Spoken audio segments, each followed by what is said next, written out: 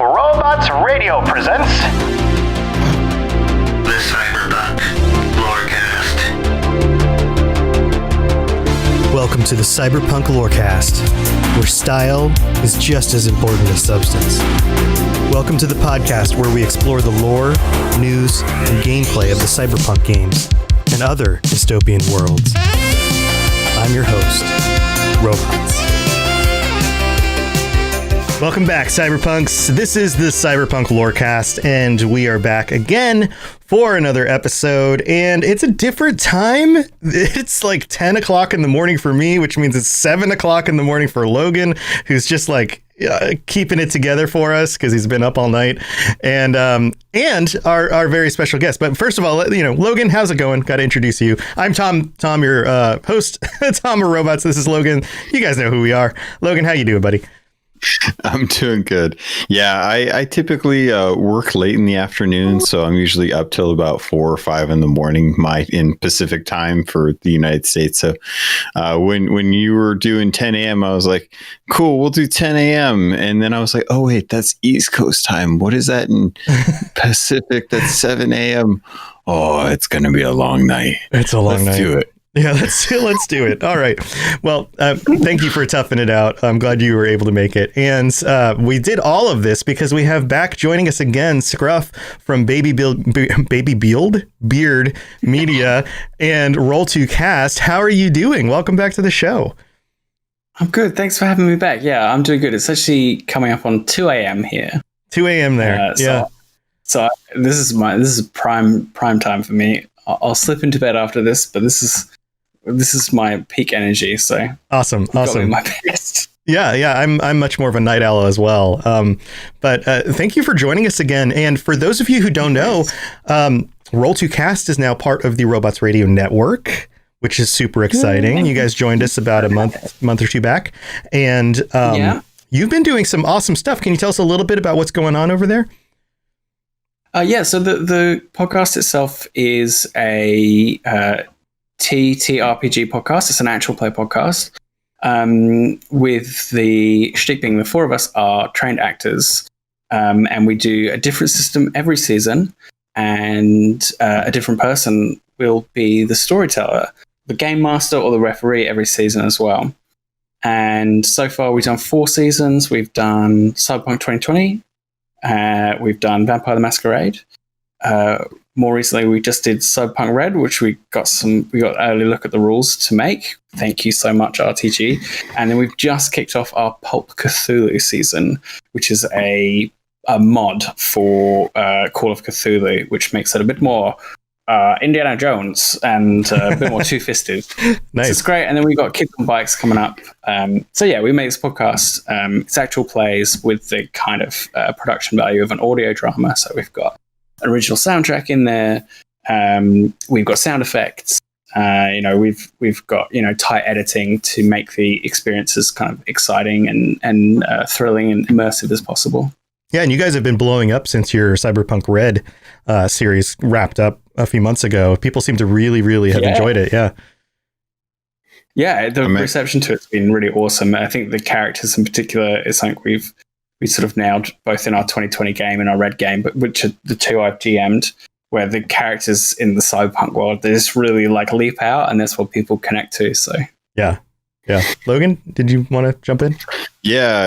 I was really I wanted to touch on the editing itself because I found it very interesting. I can't quite tell how you guys actually recorded this, if it was all in one room together or if you did it online, because the way that you have some of the edits, it feels like you guys all have an opportunity to look at each other's dice from time to time, but I can't tell if that's just okay. So we're all in the same place. So we all live in Adelaide, and we all at one time or another went to the same acting school in Adelaide, College of the Arts, with different years and stuff. And we started out doing like a pop culture podcast, Shut Up and Take My Podcast, which is a retrospective of all of Futurama, which is nearly finished. So we're friends, we hang out, right? So when we record, we do it we pick a weekend or 3 days, 4 days, and then we do usually 3 2-hour blocks in the day, and then it makes so much of a difference. Like, I love playing online, and I'm running some games online, but like being able to not just look at your dice, but like connect with the people across the room when you're doing scenes and stuff, when you're doing a bit more storytelling stuff, or even when you're just like riffing and making comedy out of the circumstance, this art's invaluable. Makes a huge difference. Yeah, you can really tell that you guys are having a good time, especially in some of the instances where like you can get pretty good with editing to kind of feel like people are speaking almost right on top of each other, but there's something about being in the same room together that you can actually hear that when they're kind of connecting with each other. So there is overlap, but the overlap is natural, and you can still kind of clearly make out everyone that's speaking. And it's just it really hit close to home. Like I kept finding myself, like, I'm sitting there trying to work, and I've got this big goofy grin on my face, but no one can see it because I've got a big mask on my face. So I was just having such a good time listening to Feed the Beast with your CD with your Cyberpunk RED campaign, because I was just cracking up at how funny you guys were making the entire situation that should have been very like scary and traumatizing for most people if it wasn't like in this type of world. But you guys really made it fun to listen to a world in a dystopian future, like just after nuclear bombing and a bunch of kids running around dealing with whatever the heck radiation is. Yes. Yeah, the rats who have no idea no context for anything. Yeah. Thank you, man. Thank you. It's a lot of fun to make, and I think the attitude of punk combined with dystopia is what lets you have that attitude, that fun attitude that's just like, we'll go out in a blaze of glory. Like in 2077, I think, it's that really key question Dex asks you at the beginning, like, are you a blaze of glory kind of guy? It's like, that's the heart of Cyberpunk, I think. So you laugh in the face of death, and just go out shooting, I think. Yeah, that's great. It's a great mix. So to get to the episode today, and let's wrap this up first, though. If you guys are listening and you haven't listened to their show, and especially if you haven't heard a Cyberpunk actual tabletop RPG game session be played, Roll2Cast is a great place to go. Check that out, whether it's 2020 or RED.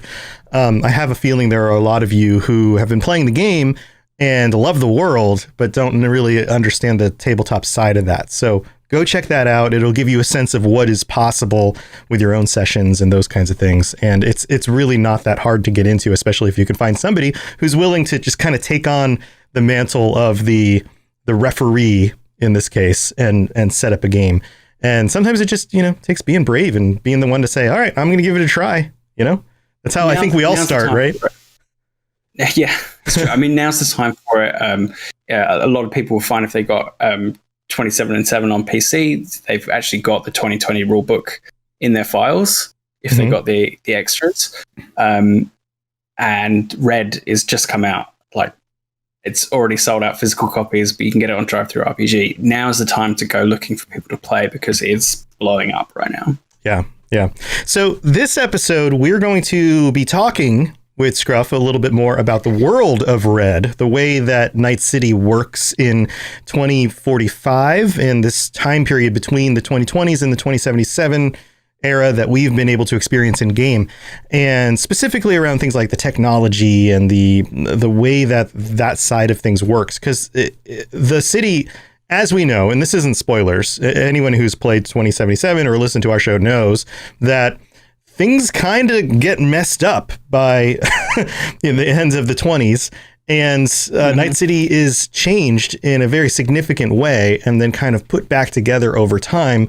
And there's definitely a lot going on there. So we're gonna dig into that stuff. Before we get into that stuff, though, that'll be kind of the second half of the episode. The first half of the episode, this conversation we've been having, but also we wanted to address a little bit of some of the comments, I guess, that CD Projekt Red put out this week, which was kind of an explanation / apology for the state with which Cyberpunk 2077 came out, and there's a lot of different opinions about this.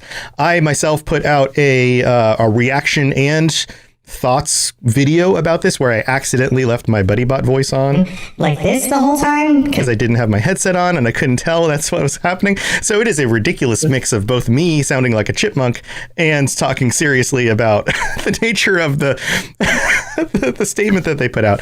But have you guys both watched that? Have you listened to and watched the explanation? I don't even know what to call it. It's kind of they're addressing the issue of, hey, it was put out early. It wasn't 100% fully cooked. Here's what happened is basically what's going on. Logan? Yeah, there's a lot to unpack with this. I think there's a lot more going on that we'll probably have to cover next week. But yeah, this I don't know why you would put out this video. I really don't. They've already put out a few patches.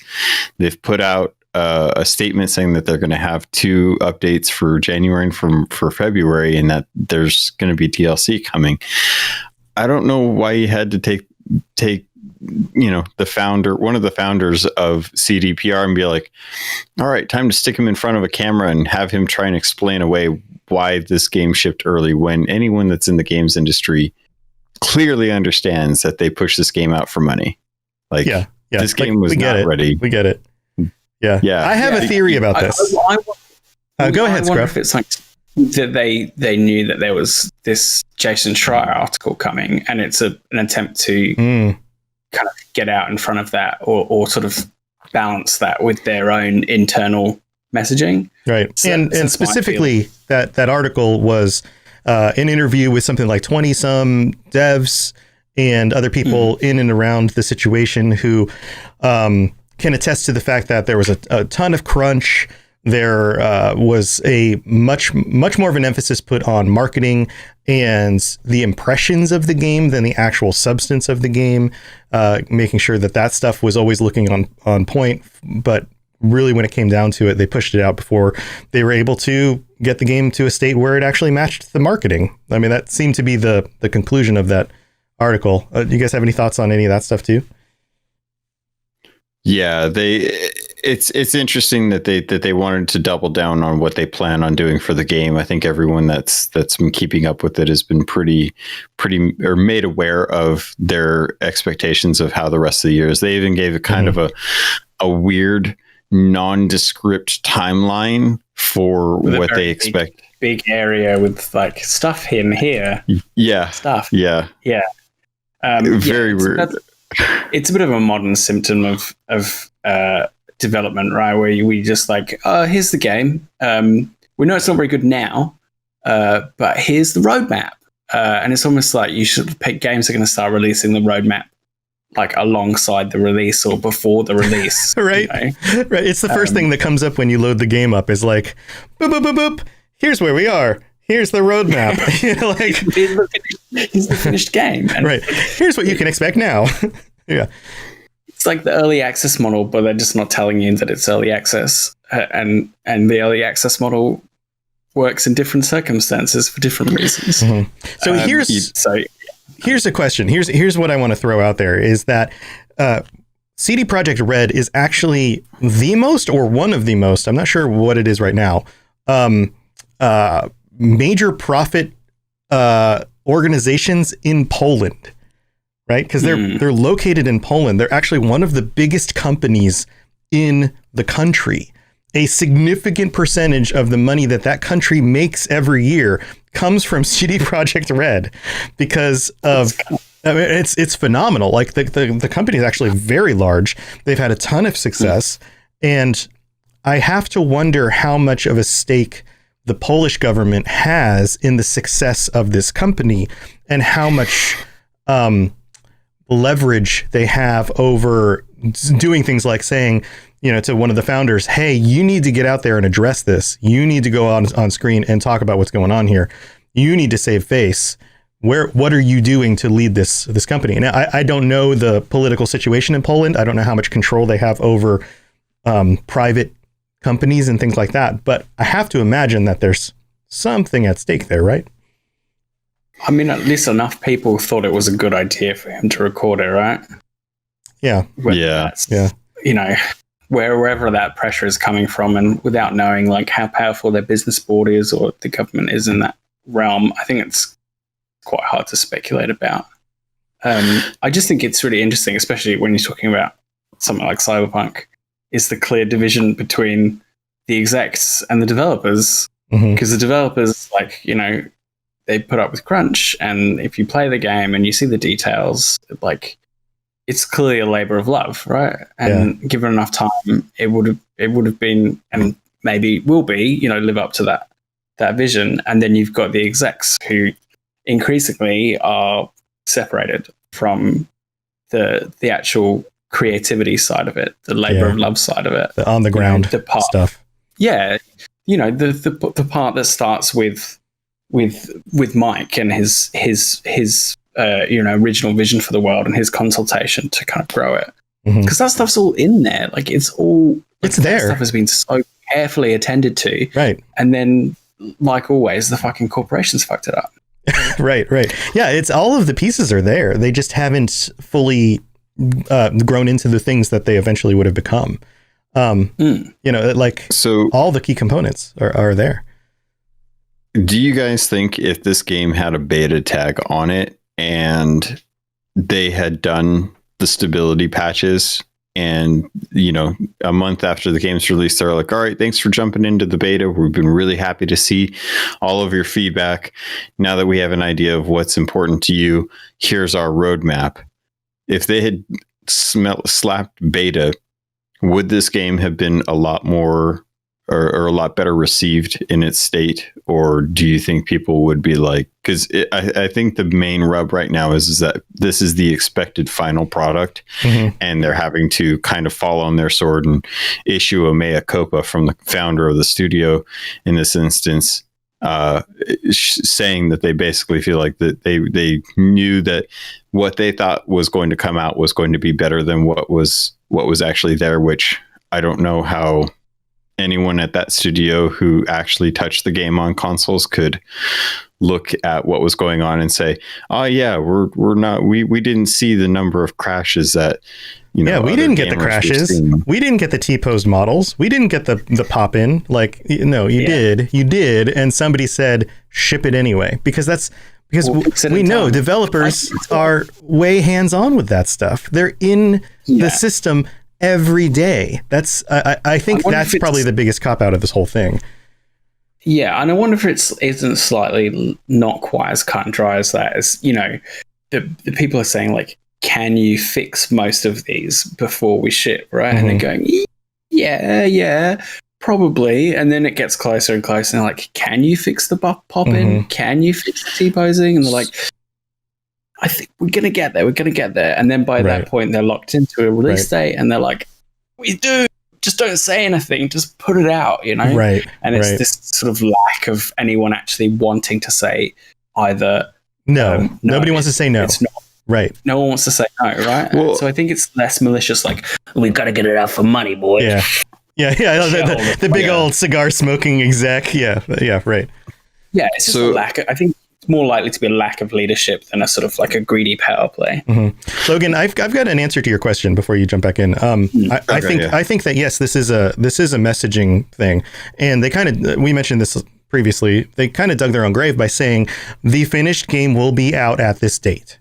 Every company who's learned better, Nintendo, Blizzard, like all of these other companies know that you don't say the game is ready until the game is ready. Bethesda, like they've learned these lessons. They've made the mistakes. but they've made the mistake. So I'm hoping they're learning the lesson. But you get what I'm saying? Like this whole, like, they don't say it's going to be released until they know it's going to be released. Instead of saying this is the date we're shooting for, it's going to be released on this date. That's always high hopes. The software is never ready. There's always other things that you can fix.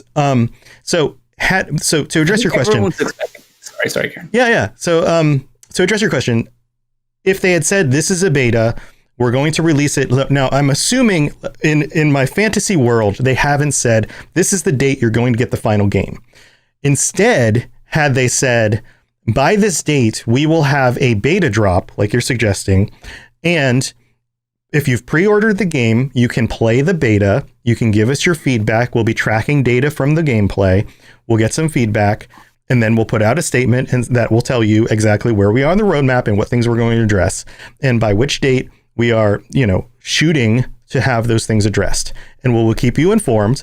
And then creating a live software update where every month they put out, okay, here's the next patch. Here's the things that were fixed. Here's what we're going. This is how much closer we are to the end goal, and just kind of did that and dragged it down for another year and then said, okay, final game, full release is this date, and turned it into another thing.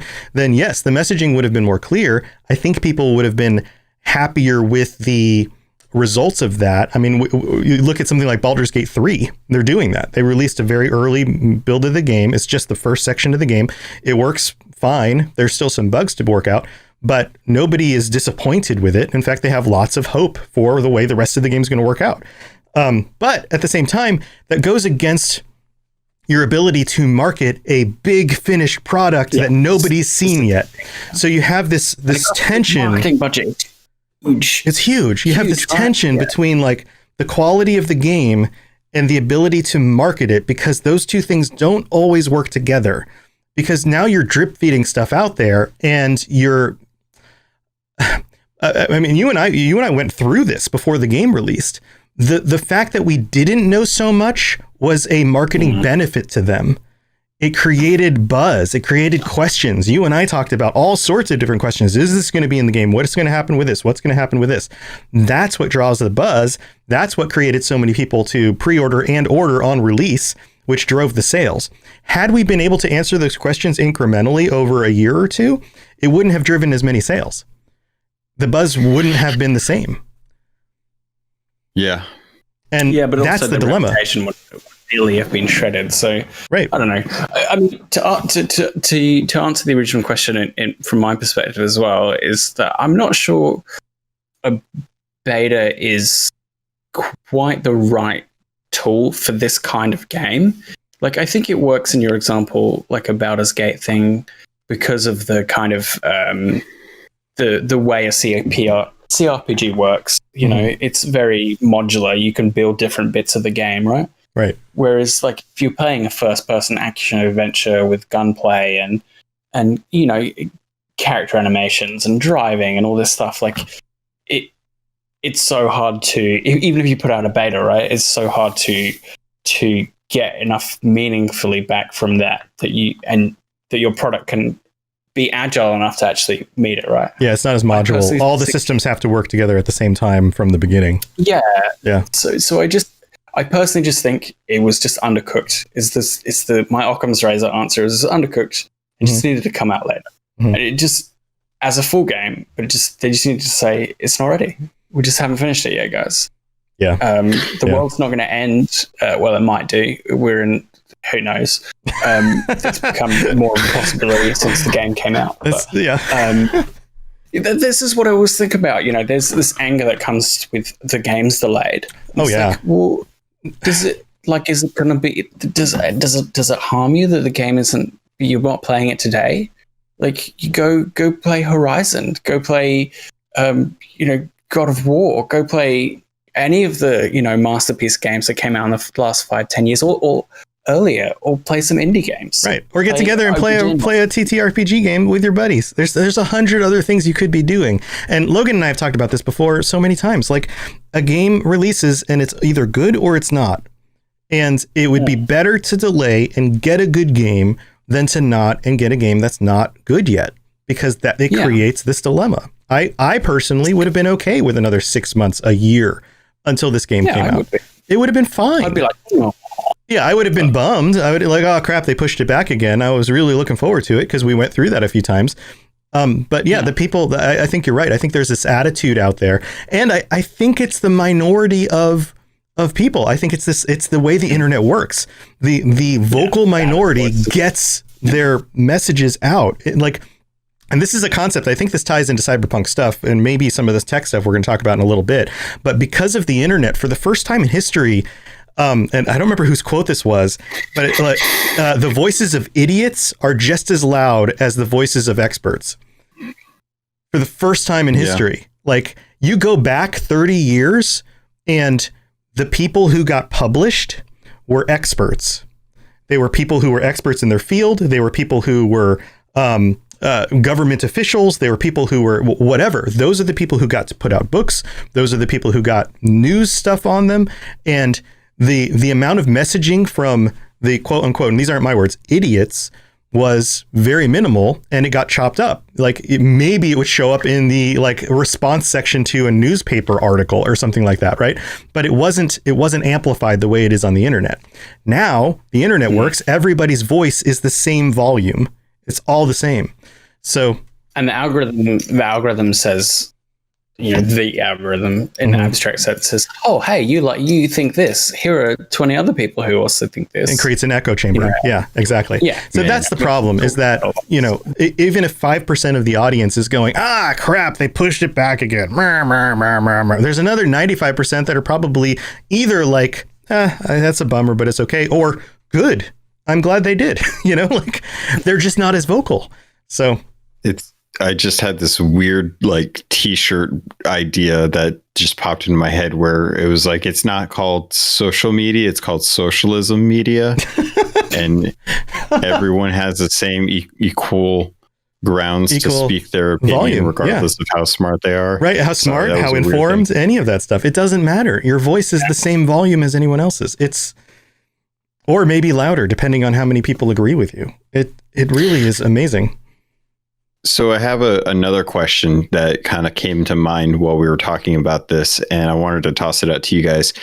In the discussion, the commitment video that they released, they talked about how a lot of, and I want to kind of dive into this later on when we have more time, because I want to jump into Red soon, but they talked about how the things that they were seeing on the console side were better than was received by the people. Mm-hmm. And they kept saying like, was this something, or could this be done with could a lot of this be fixed with the day one patch? And they were like, yes, it could. A lot of it could be done with the day one patch, thanks to Jason Schreier, who is very biased towards finding companies that are pushing people to work overtime that aren't unionized.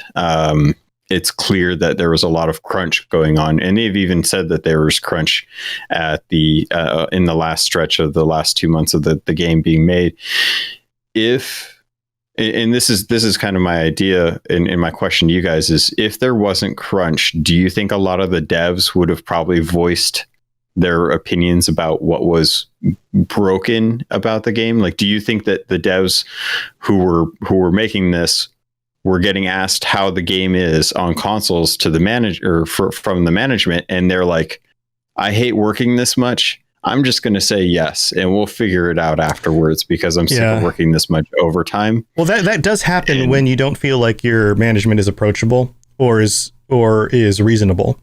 Like, I think I've mentioned this on the show before. I've had great bosses. I've had terrible bosses. My great bosses, I tell them most of the truth.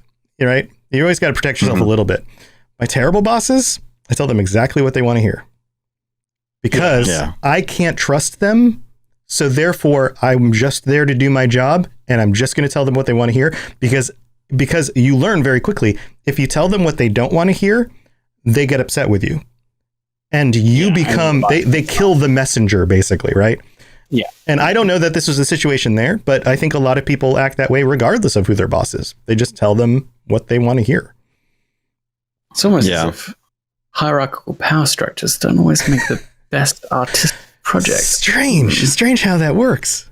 You think we'd have figured this out by now? Huh. Should move to more of a socialism media style for art development. That's right. I'm on board with that. I think it's interesting you kind of make that not equivocation, that caveat about Jason Schreier. I mean, I haven't read the article yet, but the impression I get is that he was looking for another Anthem expose, because what he discovered about Anthem was like pretty fucking horrific, both in terms of like what they did to the ground developers and the fact that the game just didn't have a soul. And they were like, oh, flying is fun.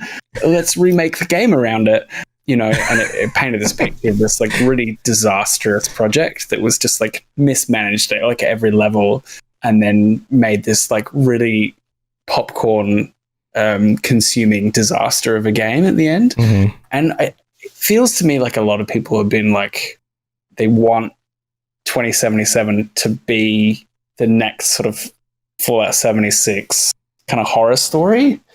Fallout 76 or Anthem horror story. And I don't think it's quite that. Like, it's undercooked, but it's not like 76 where you could literally have an hour and a half video of unique bugs just back to back. Oh yeah.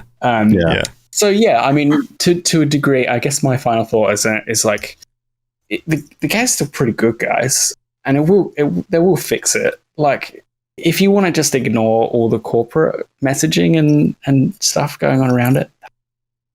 Yeah, that would be fine. Yeah, I think that's the conclusion to all of this is they've got plans. It's going to get better. Mm-hmm. And we've talked about that from the beginning. It's going to get better. They released Witcher 3. It was in rough condition. It got better. You know? And if you don't want to spoil it right now, wait a year, come back, load up the game for the first time a year from now and play it. It's going to be a completely different experience. So yeah, I just push people. It's the crunch that annoys me. It's the people, it's the workers who get fucked over. That's the part that really annoys me in all of it. It should never happen. Right. I agree. If the choice is delay or crunch, it should always be delay. These people are human beings. Yes. Yeah. Exactly. And to address your comments on Schreier's article, you're 100% right. I think he has made a career off of good journalism about exposing crunch in the game industry. If you look at any of his past articles or like Blood, Sweat, and Pixels, it's clear he likes to find those stories where people talk about how things were just in the shittiest condition that you could possibly imagine, and something either really surprising came out of it, or everything that you thought the worst story it could have been was actually true, and it was even worse than you thought. So, when I read his content, I try to keep in the back of my mind, it's like he's writing this because he knows that people like to read about how justified he feels in companies or in developers working in an environment where they don't have to deal with crunch, which I agree with. But it's his brand. They know what to expect from him. He has that. So I appreciate that he went and did the due diligence of the work. I don't necessarily think that this was an opportunity for CDPR to write back a message about the article. I think this is definitely one of those moments where, akin to No Man's Sky, the devs should have kept their head down, just shut up, focused on the game. Yep. Cut the PR. Just let people know, like if they just release the image of the CD of the update roadmap, that should have been enough for everyone. Yeah. Well, I think that I'm sure other people have some thoughts on this too. And if you guys want to chime in on any of this, feel free to reach out to us either on the Cyberpunk Lore at Cyberpunk Lore Twitter account or on the Discord, the Robots Radio Discord. We've got a channel for each of the shows on there. You're welcome to join us on there and tell us what you think about all these things and, what you think about the game and all that stuff. As a reminder, we've got just a few weeks left until the end of the year, and we still have our screenshot competition going. And Kather, our patron guest from last month, is giving away a statue. It's a really badass looking statue. It's pretty big, and it's got V flying off of his motorcycle, running over a fool and shooting guns and all sorts of stuff. If you all you need to do is submit a screenshot of, actually, you can submit up to 3 screenshots of your character, whatever you want, as long as it includes a vehicle. And the vehicle can be the main focus. It can be, an asset in the screenshot, however creative as you want to get with this.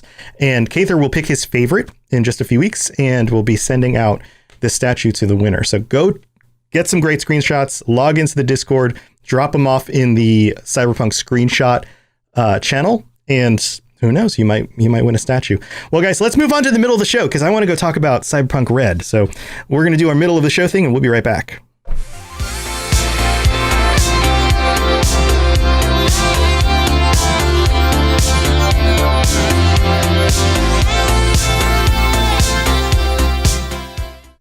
Welcome to the middle of the show. This is the part of the show where we get to thank our patrons for helping to support the show. And you guys are amazing. I never did quite go over our list of patrons that joined us in December. This includes Nicholas M., Shamino, and Sunless Sketcher. Thank you so much for your support, guys. And this month, we have two new upgraded patrons, Ethan D., and So Thanatoasted, such a good name, who will be joining us at the end of the month, which is in just a few weeks on the 31st. We'll be talking on the 31st at our regular time, 9 p.m. Eastern, 6 p.m. Pacific, Sunday night, the 31st, and all three. So we'll have Keither, Ethan, and So Thanatoasted joining us on that episode of the show to talk about Cyberpunk. I think we'll probably be talking about their impressions of the game, the things that they've been doing in their game, their kind of thoughts on that kind of stuff. So if you would like to join us, there's still time to either sign up on patreon.com/cyberpunklorecast or to upgrade to the upgraded status in order to make sure that you can join us at the end of the month. So thank you again to all of our patrons. You guys are amazing.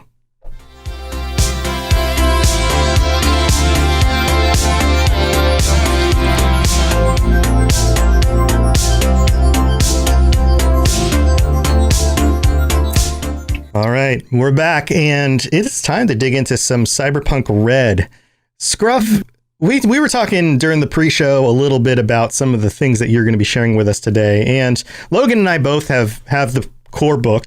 We've been reading through it. It's huge. It's a big one. There's a lot of great stuff. I mean, there's a lot of juicy stuff. They put a lot of love and care into this. And, I saw on their Twitter account this morning that for the last 3 months, they've been at the top of one of the seller lists for this book. It's an outstanding book. It's amazing. It's really good. Yeah, it's really good. But you've been you got an early copy of this. You got to be able to build a campaign around it that you turned into a podcast. You've had some really, I mean, we've talked with Jay Gray as well at Artel Saurian, but you've had some really great connections with him and the team that put this together, and you have some insight that Logan and I don't have on this stuff. So it's very exciting for us to have you on to talk about this stuff. What are we going to be digging into today? So I thought it'd be really interesting to talk about the information technology that exists in the time of the RED, because it's both different from what we have today, different from what's in the lore from 2020, from the original 80s game, and it's different again from what's in 2077. And it kind of encapsulates the what's really different about the time of the RED and the way this role-playing game bridges the two timelines, because there's some really interesting choices lore-wise about what they've gone with in this intervening period. Mm-hmm. Okay, so take us through it. How did things progress from 2020 to 45 when it came to technology? Well, not that much actually, because if you've seen the opening credits of 2077, you know that something quite bad happened in Night City in 2023. What might not be so clear just from that sequence, though, is that the nuke and the Night City Holocaust was actually the cherry on the cake of the Fourth Corporate War, which was started out as a proxy war between Militech and Arasaka and grew to a worldwide conflict. And because these are the two biggest corporations in the world, they have bases and subsidiaries and troops everywhere. So everywhere was rocked by this war.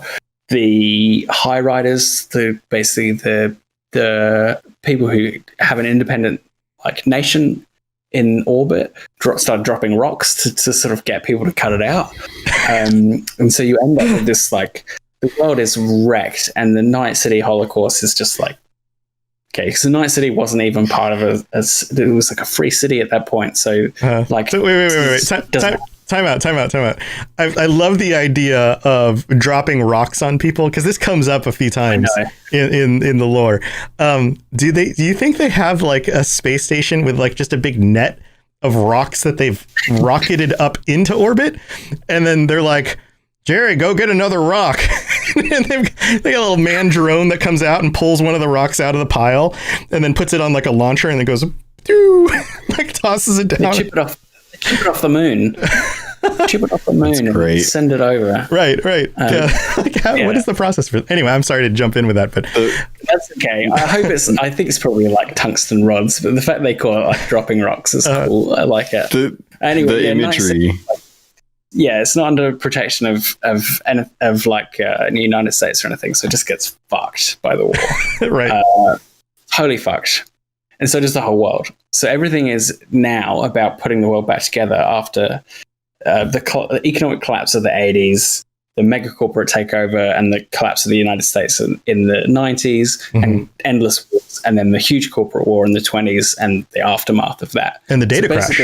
Yeah. And the data crash. You got all of this stuff all at the same time falling apart. Yeah, everything accelerates to this point, which the nuke marks, that everything flies apart. And one of the things that flies apart is the old net, which was a Johnny Mnemonic style, go inside it, like from anywhere, fly through the net, kind of interwebs, like our interwebs, but even better and visual. But one of those rocks, or a raid, depending on who you ask, landed on Ray Spartmoss, who is our master netrunner from the 20s.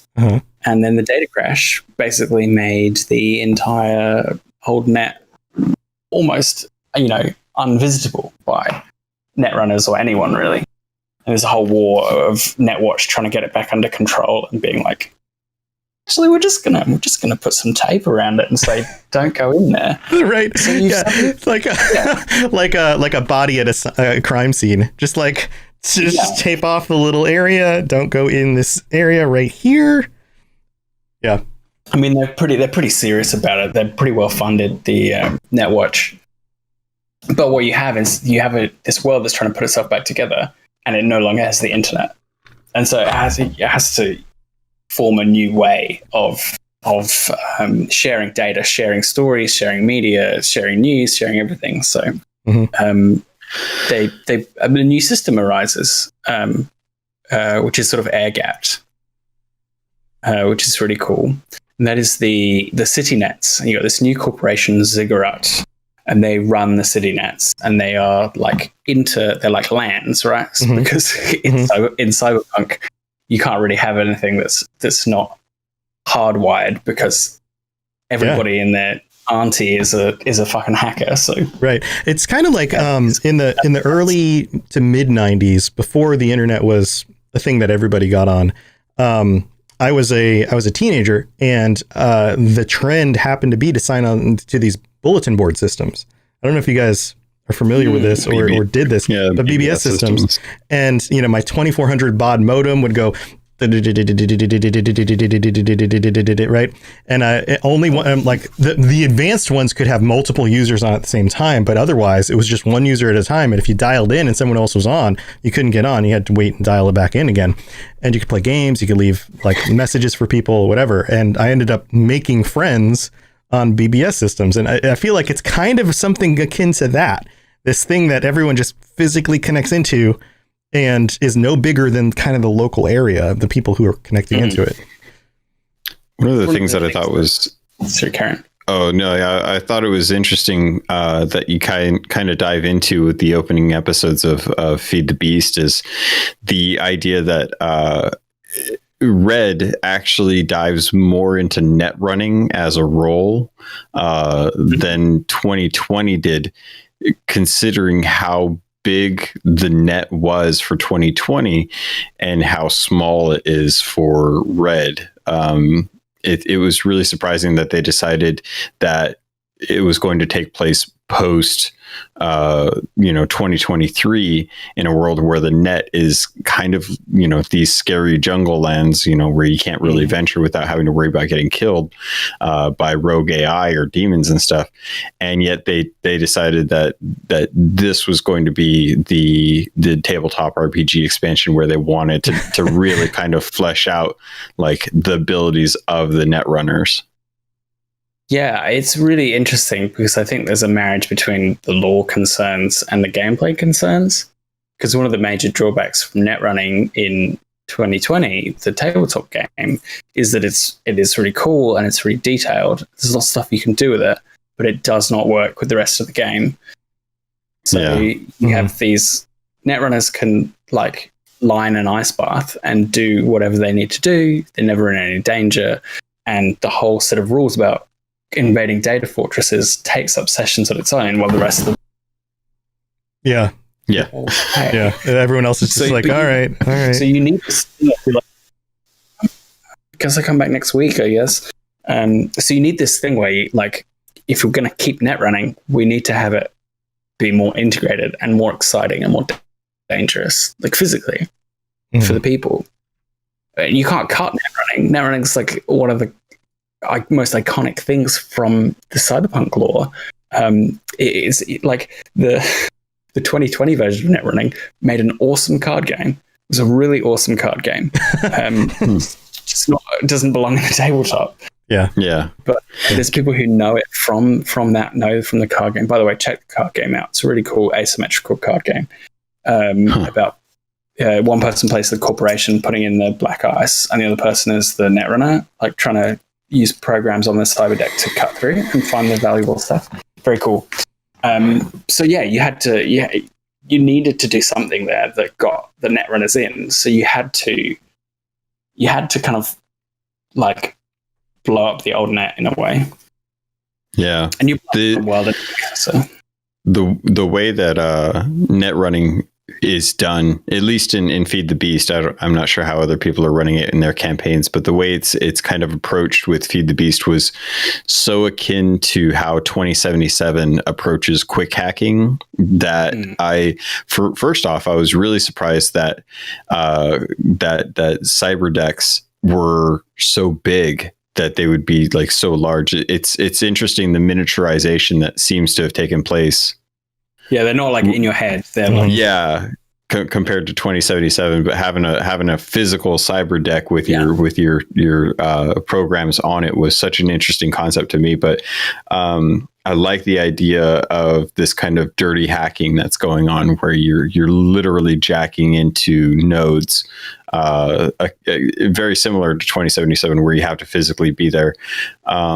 The way it's done in Feed the Beast, I thought was so interesting, where there were tasks that were done in the game that took a certain amount of time, but the way that you dive into the nets or the city nets with RED, it was really surprising to have this idea of a structured building or structured level or dungeon. And in that dungeon, there's obviously paths that you have to go down and doorways that you have to overcome. But it felt like this own little mini D&D campaign that's going on in the net. Yeah, it's like a little really mini sub like side dungeon, like like it's the phone game you play while also playing the other game with everyone else at the table. You know? Yeah. The phone game was in charge of the deadly lasers and robots that are trying to kill your friends. Exactly. You know, it's like what they tried to do with all the different games. I don't know, 7-8 years ago, where they're like, here's the main game, and then here's the phone game you can play for the main game that affects the main game. It's kind of like that. Yeah. But it's like, that's all pretty much like rules as written, more or less. I mean, I added some cool stuff to the later ones, custom stuff, but that is the way they've designed it. And those little side nets, which are these, like, they call them like elevators. So there's elevators of 8 floors and then occasionally branching and stuff. They have like a in-world function. So you only set up a net like that if you need some like defenses run or something to protect. Yeah, that's right. So if you find a net, you know there's something there. Either it's because you need the automatic turrets turned off, right, or the blood swarm of nano drones that eats you from the inside out, or you know, it's the proprietary plans to crack someone's cyberware. Right. It's like a treasure box with a bunch of traps on it. You just got to figure out how to disarm the traps to get to the treasure. Exactly. So but that makes sense within the world, which is really neat. You know, it's not just like arbitrarily tacked on. You can see, and there's which wasn't in the early rules that we got, but is in the final rules. Is like, hey, you want to build a net to run the drones that protect your home or your base. Here's what it costs. Here's what you do: you go to this guy, you buy a server. If it needs 4 floors, it costs this much. This is what the black ice costs. Yeah, and you can actually build one yourself that other people would want to crack into. Super cool. One of the interesting things that I wanted to touch on with you, because I had some questions about, is when some of the characters in Feed the Beast are diving into the net to take on some of these defenses, it felt very much like they were on their own, which I thought was interesting in the sense that in Cyberpunk or in CD or Cyberpunk RED, everyone seems to have this AI Jarvis called agents. And yes, I do. So I was really curious because I was thinking about it and I was like, why? Because generally when I think of like agents, I immediately think of Jarvis with Iron Man, and specifically the movie, just to make the reference easier to understand. And Iron Man always used Jarvis to do all of that nitty gritty, kind of net diving BS.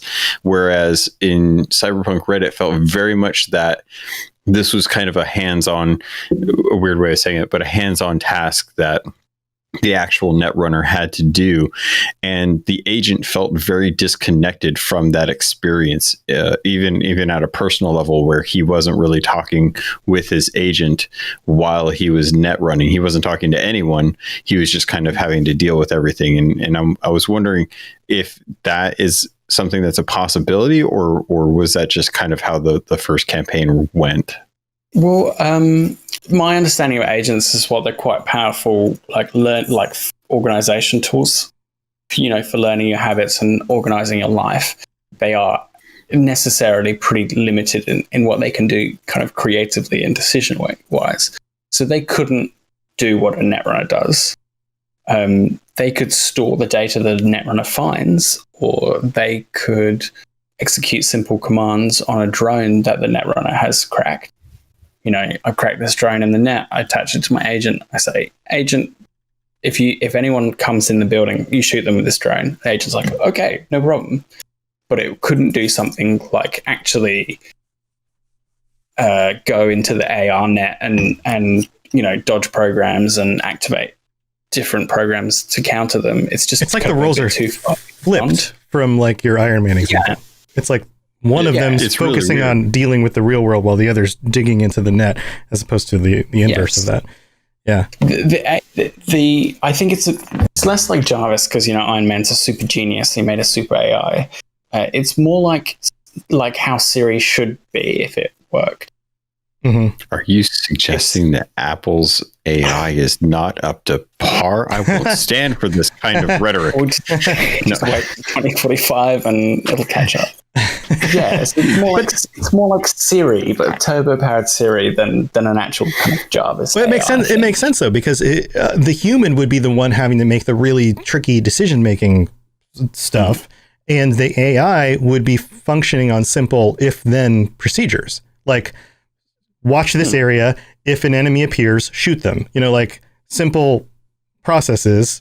Just do the simple process while I focus on this much more complex decision-making thing I have to do.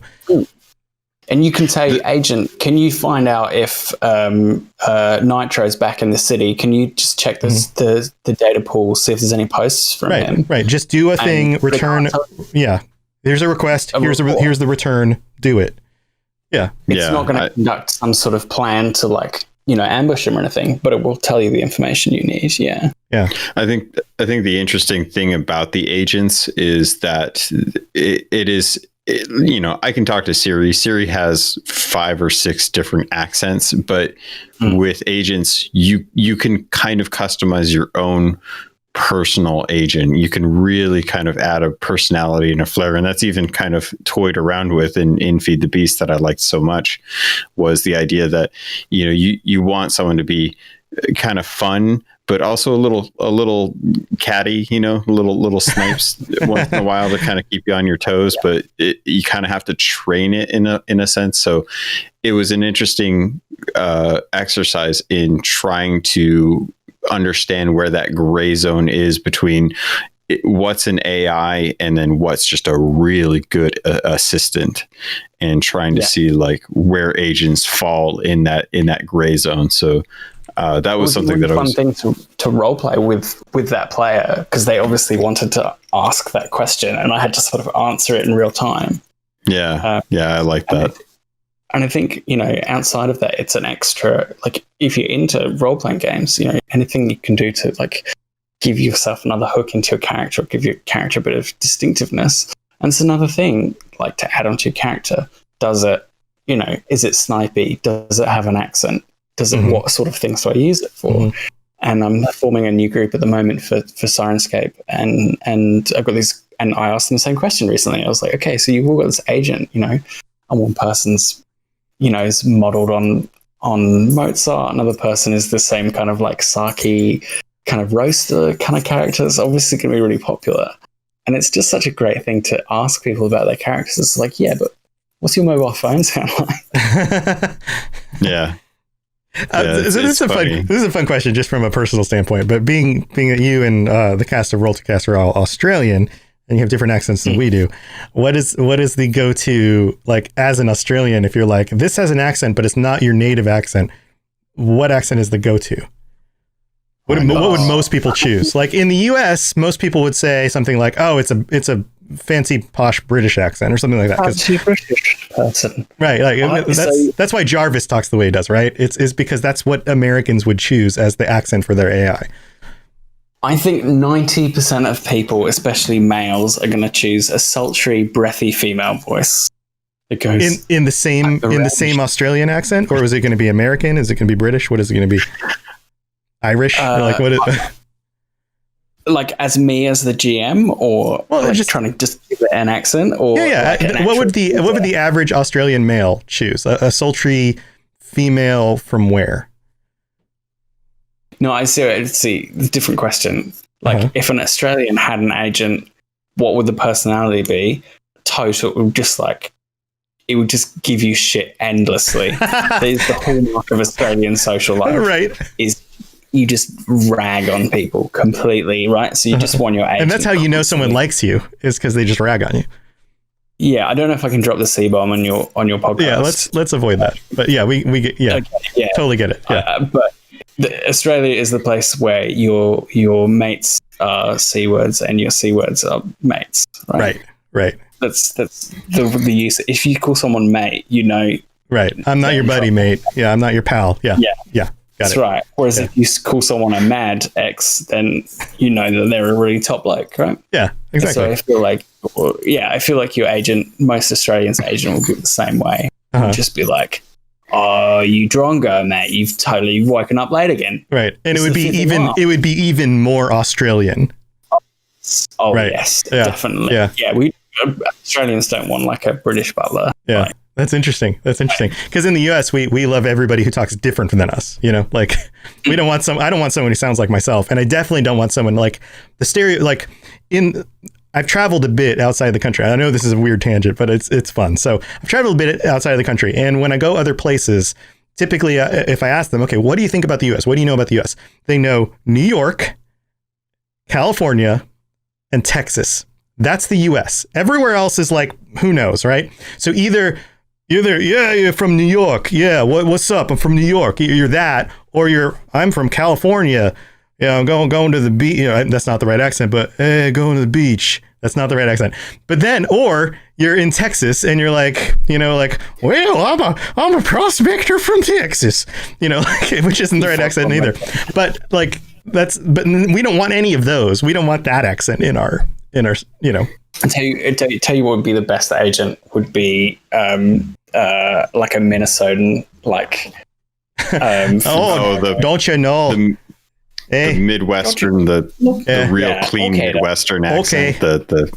Okay then. Hey, I need some more choo-choo for my ride. Okay then. Don't you know? 2 tanks. Hey there, I don't really appreciate the way this is going. There's a lot of people talking about my favorite people in the world. All kinds of strange things happen here, but hey, we're pretty good people. Yeah, I want the cranky prospector. Shut your thing down. I ain't going to protect your butt today. I've got too much work to do. Yeah, I want that guy. I'm going to use that. I don't know why. Someone's agent is going to talk like that. Right. I want a very angry Eureka! Frenchman. Found gold. Yeah, I want that That'd be guy. a good one. Yeah. I want an angry Frenchman. I want the chef from The Little Mermaid as my agent. Chocolat bleu. I can't understand what the hell he's saying. He's got some information for me, but I can't figure it out. Right. Also, Tom, your Californian accent is California. I would totally dove into the wrong accent. I have to think about the Californians and be like, what are you doing here? Hey man, there's lots of cool people here, and we do a lot of cool stuff. California. It has nothing to do with any of that East Coast craziness, man. We're very chill. Yeah, I mean, I could do my Michelangelo from the Ninja Turtles voice, but that's not quite right either. I don't even know what that is. That is Cowabunga, dude. Yeah. Anyway, I totally sidetracked this. So another topic I would love to get into a little bit, because we're already kind of coming up on an hour, and we're definitely gonna have to have you back to talk about more of this stuff in the future. Please. But you were talking during the pre-show. You were talking about this idea of catered content, this connection of content. Like, tell us a little bit more about that. How does that work? So if CityNet is the infrastructure that Ziggurat put up in Night City and several other cities, the thing that people use on there is called the data pool. And the data pool is based on this 90s idea. And I'm desperately trying to find the awesome Computer World video from the 90s that I watched on this. Uh-huh. So it's a real thing they based it on, which is a stack or page system that is extremely user-driven, right? So it becomes like very, very easy to slap a web page together and embed music or writing or video into it, right? And then you can link pages content really easily by saying, "Oh, I'll put all this content into a stack, and this links to another stack." So it's kind of similar to the web page system we have today, but it's way, way more user-driven and user-friendly. So imagine if everybody was a YouTuber, right? Everybody had a space in an easily curatable space online, like a MySpace. We call it MySpace. It's called a garden patch, right? So the data pool is this really and this plays into this. The way that medias, which is one of the core roles in RED, shape the world, is like they can make their own audience for their stuff, and it's really, I think they're really playing on the possibilities of the information technology we have today and the way things are kind of fragmenting away from the bigger institutions. Right, catered content, TikTok, yeah, exactly, YouTube, yeah, all of that stuff. But it's more than that, because everything's driven by the users, and there's only limited bandwidth because it's a LAN in the city.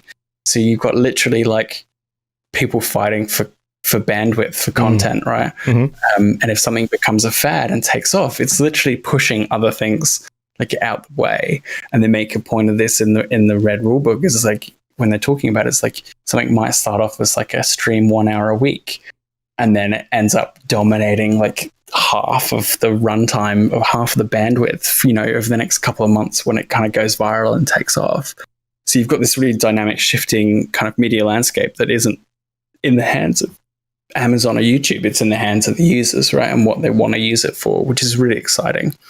Which amplifies all the voices, like we talked about before. Yeah, that's right. That's right. Yeah.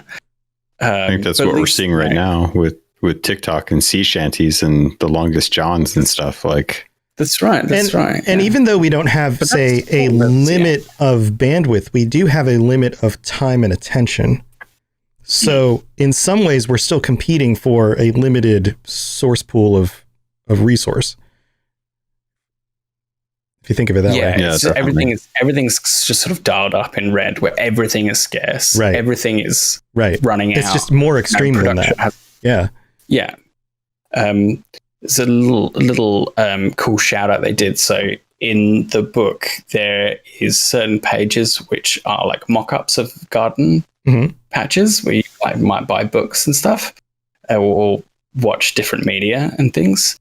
And the keyword searches along the top are shout-outs to various people in the community, both like actual players and like podcasters and writers and stuff around it. So John the Wise is in there, High Chef Gaming's in there. Their name escapes me. The guys who were doing the 2020, the long-running Dark Future Dice guys, characters in there, and there's a couple of our 2020 characters are mentioned in there as well. Cassie Glass is mentioned. So they use these little mock-up pages to like do little shout-outs to the people in the community. Which is super, super kind of them and super great. But yeah, I think this has like such a good bearing on like the possibility for like roleplay for characters, like how they live in the world and how they get the media they consume and what they use this tool for, because it's so malleable. And so if you're placing yourself in the world, I think Sprocket says she has like a show with her rat, Flad the rat, and like 10 people watch it. But that's fine. Right. It's easy for her to make. Hey, there were more than just 10 people watching. It was a good show. It deserves a second season. 5 of those people were me and my alternate personalities. I didn't just create accounts to support it. I don't know what you're talking about. There's unique users. Okay. Right. That's awesome. That's awesome stuff. Well, we're kind of running low on time here. Is there anything else you wanted to hit on this episode before we bring you back for some more stuff? Is there anything else that we should be aware of? Well, we did just touch on AI. Obviously, AI is quite important for the 2077 law. And you've got these AI constructs. So there are 3 kinds of AI, which I think is kind of interesting. Just quickly drill down these as a little preview, what I will probably cover next time. You've got these soul-killed AIs, who used to be people. You've got these weird emergent AIs, which were built for something and then became something else. And they're sort of alien, and you don't really know they're not, because they haven't been modeled on people. It's kind of hard to interact with them. And then you've got the mega AIs, which are like just thought consciousnesses that exist in large portions of the net that may or may not be a myth. Which is so spooky. It's so spooky. It's such talk about ghosts or minor gods in some sense, like, they're kind of like the dark gods of the net in a way. Yeah.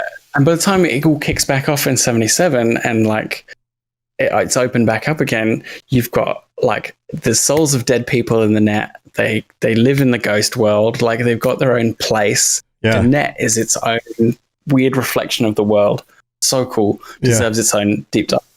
You could do an entire campaign where net runners get lost in a part of the net and have to find their way out.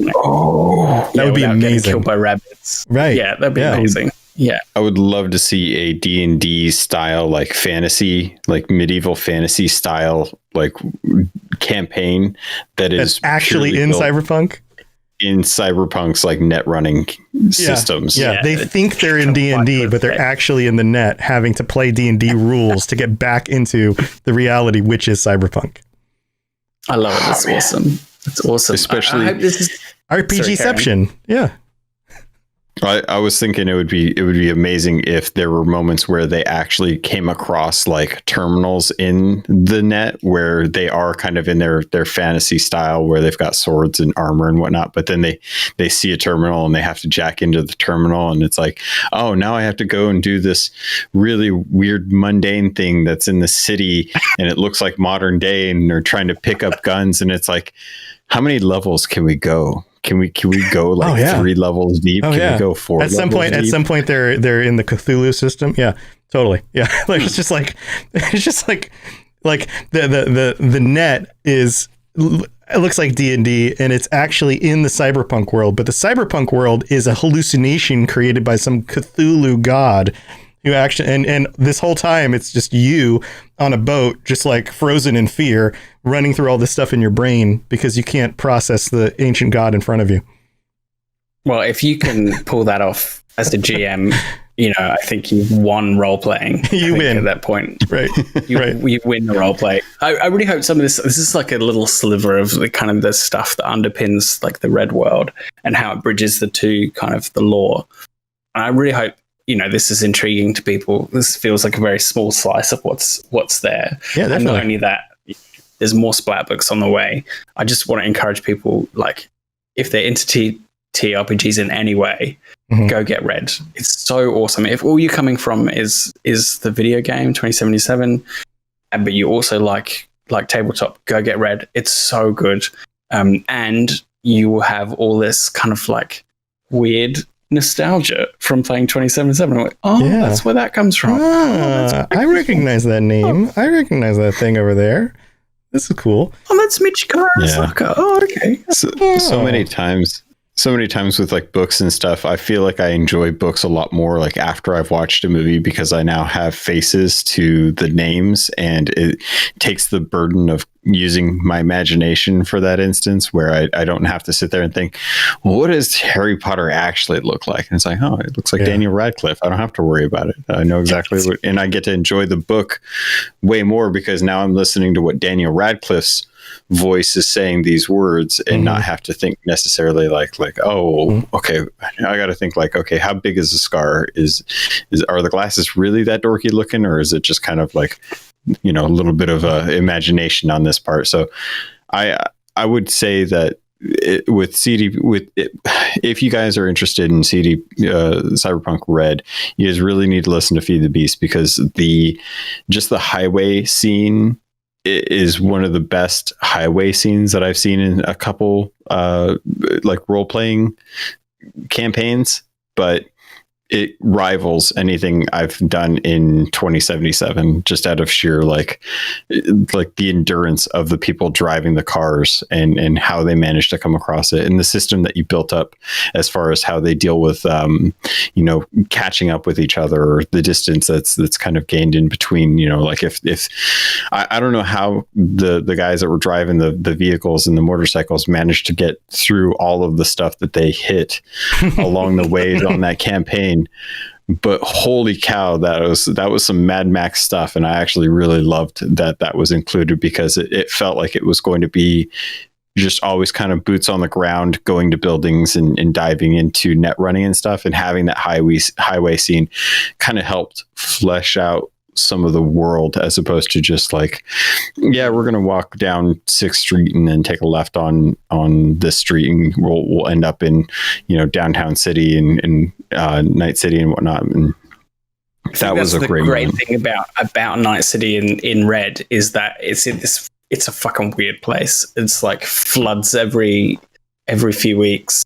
Like people, it's got a police force the megacorps are kind of like beaten down and sort of recovering. And so everything's in flux.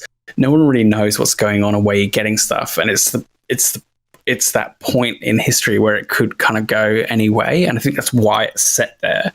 And that's why it's cool to like actually run around in the world and see like what's possible. And like all of that stuff in 2077, it's not just like random choices. It's all part of this like decades long lineage, both in terms of writing and in game, that has this consistent thing. So like you doing yourself a disservice if you just do combat in that world. You have to get into the guts of it and see how each thing links up. And I think that's really worth exploring. And thank you. Like, I'm really proud of that encounter. If you can turn it into a badass road encounter at the same time, why not? But we had traveling circuses. My games are based out of like a cyberpunk edge runner commune that like is anarchist and mutual aid based. You can really, if you have played 2077, you go, I wish I could. Like, the V's cool and all, but I wish I could make this kind of person. I wish I could do something different in this world. Well, that's, RPGs, tabletop RPGs, are your playground because you can do what you want in there. Yeah. It's all potential. Like that setting. It's like 100% potential. Just go with it where you want. Very, very cool. Well, thank you for joining us. We'll talk after the show about when you can join us again. We'll set something up. And, is there anything else you want to talk about that you've been doing? Anything you kind of want to, ways people can get a hold of you? Anything you want to throw out there?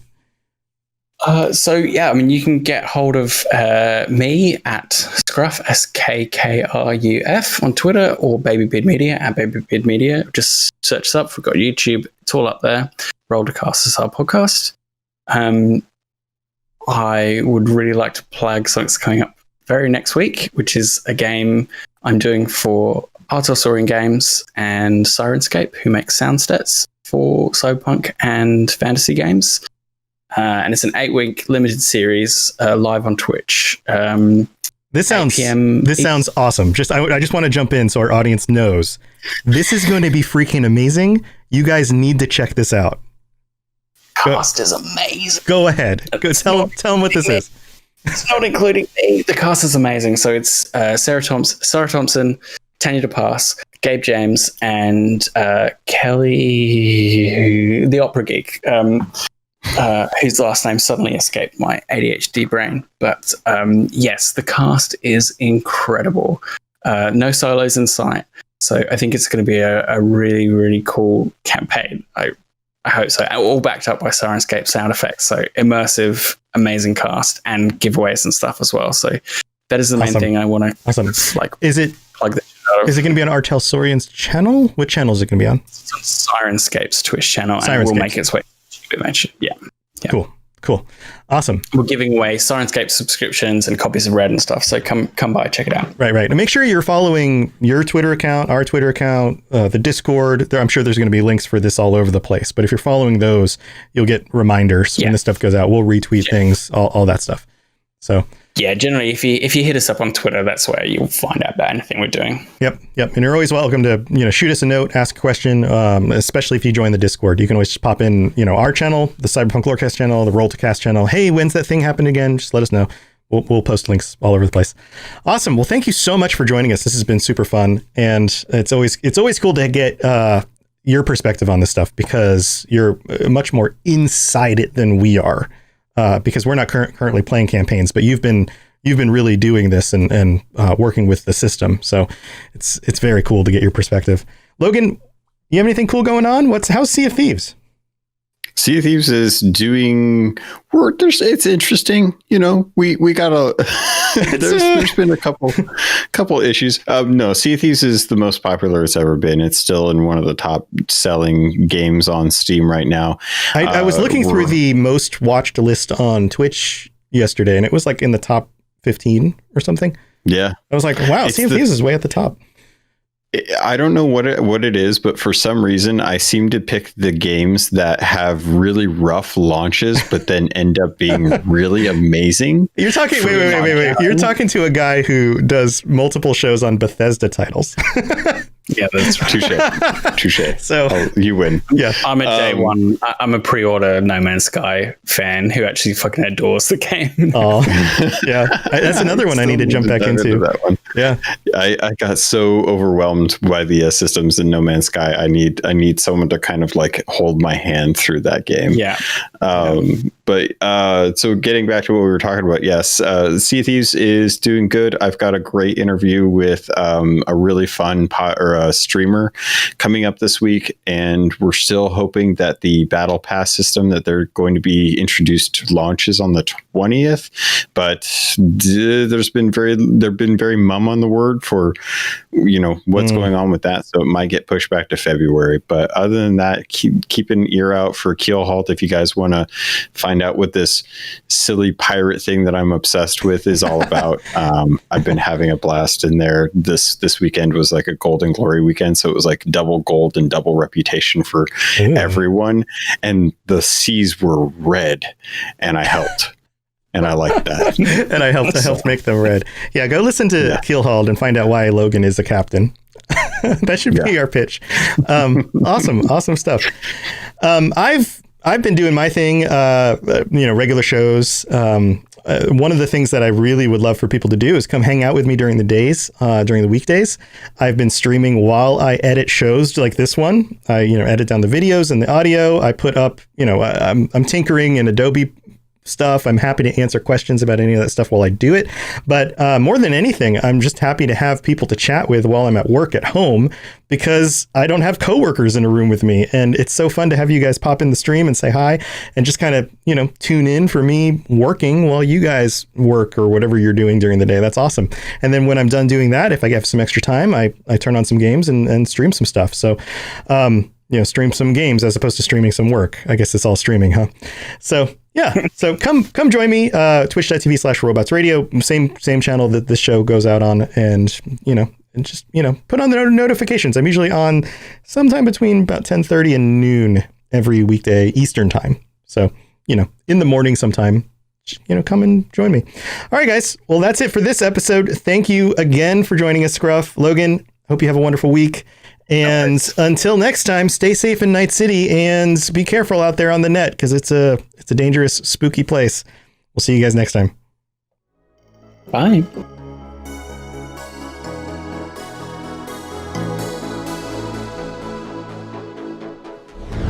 Thanks for tuning in to the Cyberpunk Lorecast.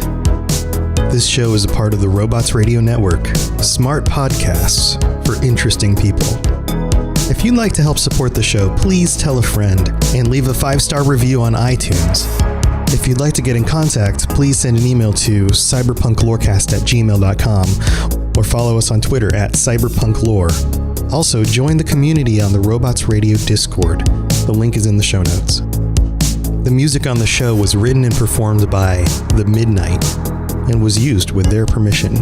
Go check them out at themidnightofficial.com. Until next time, stay safe in Night City. We'll talk to you later. You've been listening to a Robots Radio podcast. Smart shows for interesting people. Check out all the shows at ROBOTSRADIO.net.